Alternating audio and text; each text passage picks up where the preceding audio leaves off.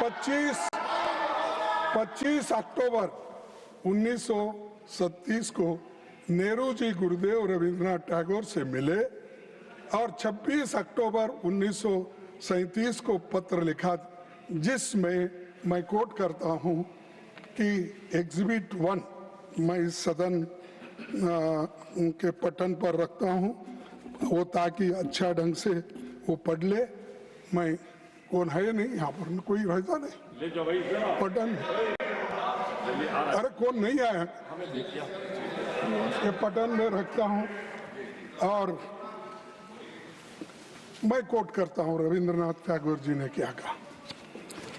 In offering my own opinion about it, I am reminded that the privilege of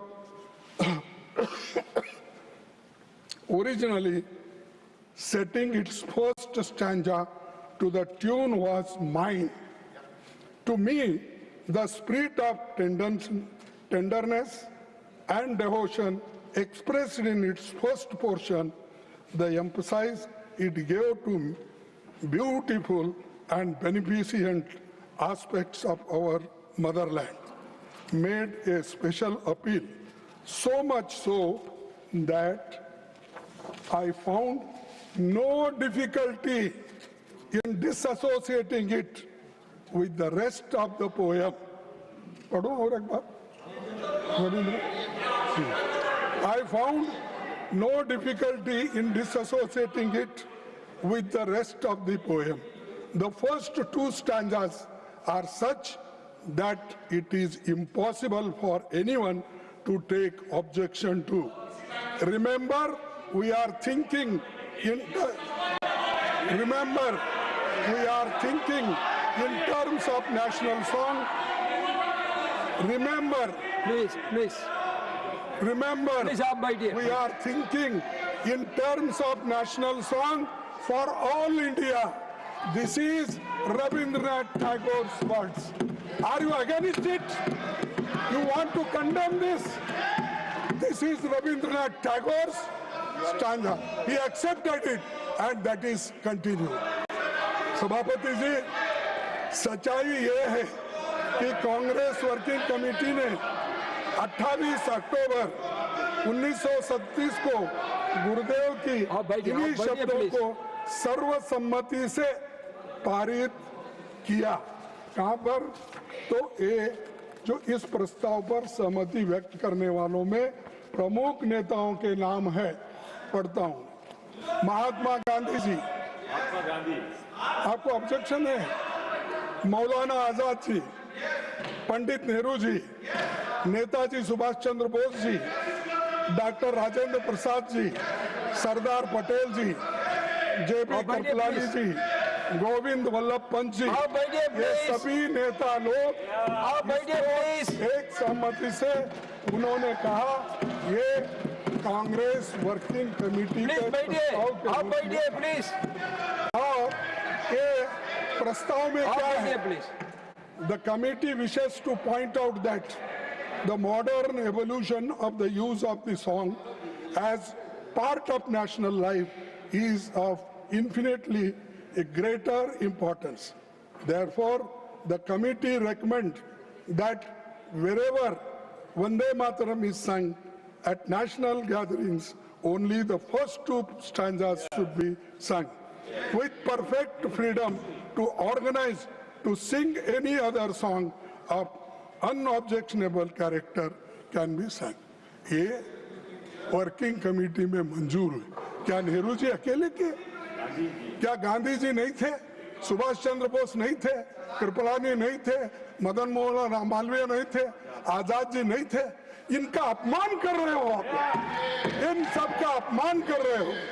और ये सभी बड़े नेताओं का सम्मिलित निर्णय था। फिर नेहरू जी को अकेले क्यों टारगेट करके? प्रधानमंत्री वही बार बार बोलते हैं, यहाँ होम मिनिस्टर बोलते हैं। और इसका एक प्रति भी मैं आपके सामने रखूंगा। नंबर 2 यहाँ है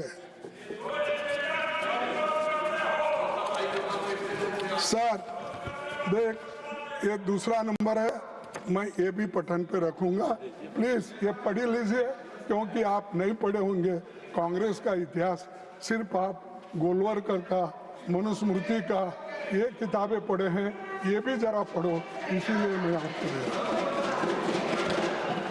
सर, इस मुद्दे पर एक नया विवाद खड़ा करके मोदी जी ने न केवल राष्ट्रीय नायकों का बल्कि विशेष रूप से गुरुदेव रविंद्रनाथ टैगोर का भी अपमान किया। यह नेताजी सुभाष चंद्र बोस का भी अपमान है, जिन्होंने वंदे मातरम को स्वतंत्रता संग्राम की धड़कन बना दिया, और उसी पूरी पीढ़ी का भी अपमान किया जिसने जेलों की यातनाएं नहीं सही, लाठियां खाई और इस गीत को अपने हृदय में रखकर देश के लिए प्राण न्यौछावर कर दिए। इसीलिए मोदी जी को, आपको देश से माफी मांगना चाहिए,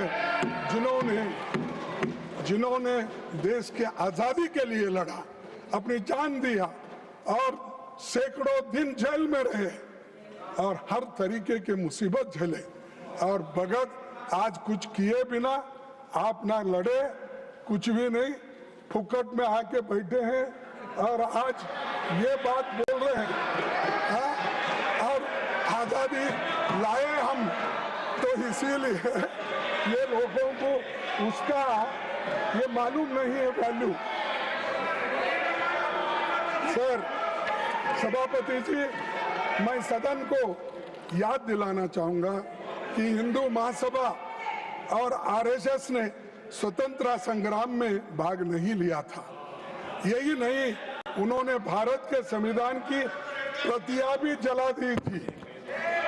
उन्हें आपत्ति थी कि जो बाबा साहब अम्बेडकर ने संविधान बनाया था वो मनुस्मृति पर आधारित नहीं था, इसीलिए हम उसको मान्यता नहीं देंगे, और यहीं पर उसको जलाया गया दिल्ली में। उन्होंने महात्मा गांधी, पंडित नेहरू और अंबेडकर के पुतले यहीं रामलीला मैदान पे जलाए।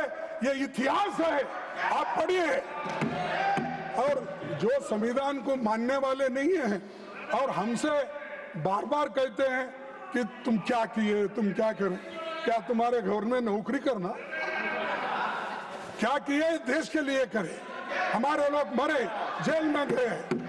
सर, भारत के संविधान लागू होने के 2 दिन पहले, सर ये सुनने की बात है, भारत के संविधान लागू होने के 2 दिन पहले 24 जनवरी 1950 डॉक्टर राजेंद्र प्रसाद जी ने ये कहा था, the composition consisting of words and music known as Jana Gana Mana is the national anthem of India.